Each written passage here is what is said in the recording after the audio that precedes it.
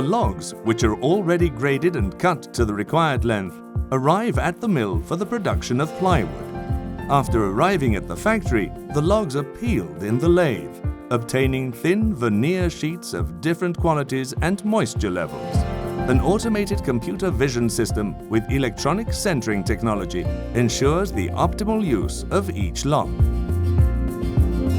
Drying.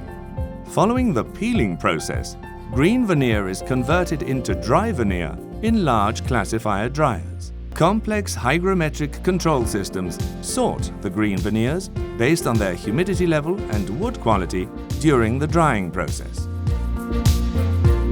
Assembly and pressing. The dry veneers are glued, assembled, and hot pressed into raw plywood panels.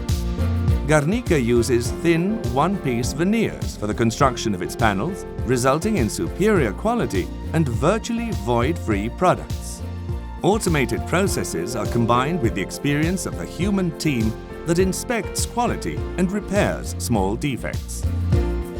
Calibration and sanding.